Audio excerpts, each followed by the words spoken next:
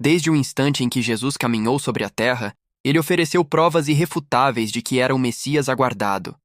Ele curou os doentes, devolveu a audição aos surdos, fez paralíticos andarem, purificou leprosos e até trouxe mortos de volta à vida. Todas essas maravilhas aconteceram sob o olhar atento dos líderes religiosos de Israel, homens que conheciam profundamente cada profecia do Antigo Testamento sobre o Messias. E mesmo assim, eles o recusaram. A pergunta que ressoa até hoje é: por que o povo judeu não acreditou em Jesus? Por que, mesmo com tantas evidências, a nação escolhida rejeitou aquele que veio para cumprir as promessas de Deus? Para compreender isso, precisamos mergulhar nas Escrituras, pois os motivos que levaram à rejeição de Jesus há 2000 anos, em grande parte, permanecem os mesmos nos dias de hoje.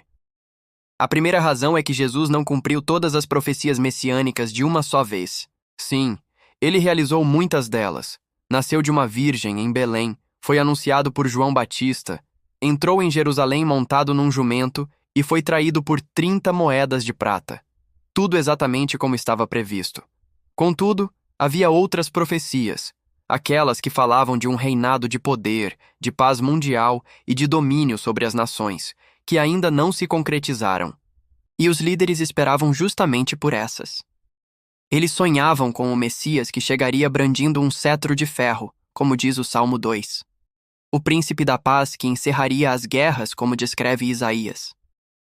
Mas o que eles não compreenderam é que as profecias apontavam para duas vindas do mesmo Cristo. A primeira, para salvar, a segunda, para reinar. Os profetas viam esses dois eventos como montanhas distantes, sem perceber o vale de tempo que os separava. Jesus cumpriu a primeira etapa.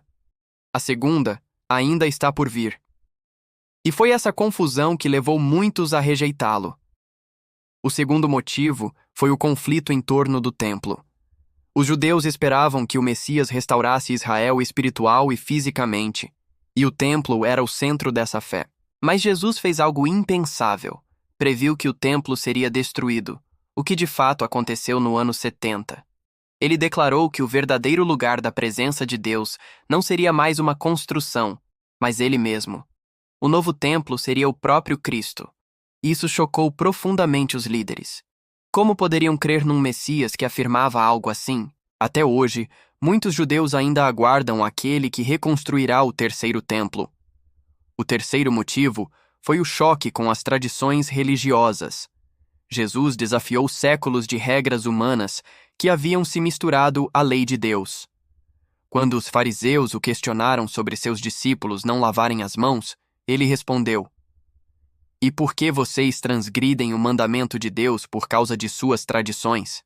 Ele mostrou que a religiosidade deles havia se tornado mais importante que a obediência ao próprio Deus. E isso os enfureceu. Jesus expôs que a fé deles estava fundamentada em costumes, não em comunhão. Ele não veio trazer algo novo, mas restaurar o que havia se perdido. O quarto motivo foi o escândalo de suas palavras sobre si mesmo. Para o povo judeu, existia apenas um Deus, o Senhor, o Eu Sou. E então, Jesus se levanta e diz: "Antes que Abraão existisse, eu sou." Eles entenderam perfeitamente o que ele quis dizer. Aquela frase colocava Jesus no mesmo nível do Eterno. Por isso, pegaram pedras para matá-lo, acusando-o de blasfêmia. Mais tarde, ele diria: "Eu e o Pai somos um." Para os judeus, isso era intolerável. Um homem afirmando ser Deus era o cúmulo da heresia. Outra razão importante é que Jesus não correspondia à imagem que eles esperavam. Eles aguardavam um rei majestoso, talvez um guerreiro como Davi, ou um líder de aparência imponente como Saul. Mas Jesus era simples, pobre e não tinha uma aparência que atraísse os olhares, exatamente como Isaías profetizou. Ele era o filho do carpinteiro, conhecido por todos na aldeia. Como um homem assim poderia ser o Messias? Para eles, era inconcebível. Por fim, a causa mais profunda: a incredulidade. João escreveu que, mesmo diante de tantos milagres, o povo ainda não creu. E citou a profecia de Isaías: "O Senhor cegou seus olhos e endureceu seus corações." Mas isso não significa que Deus os forçou à rejeição. O endurecimento foi a consequência da resistência deles. Eles rejeitaram a verdade tantas vezes que acabaram cegos por sua própria escolha. Deus apenas confirmou o caminho que eles mesmos decidiram trilhar. Os judeus esperavam um Messias terreno. Jesus trouxe um reino eterno.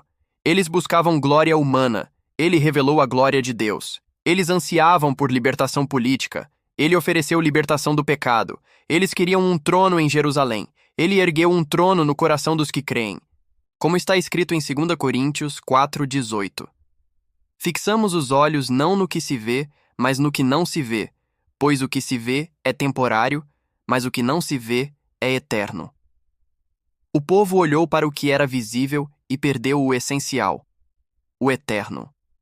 As razões da rejeição são muitas, mas a mensagem continua a mesma.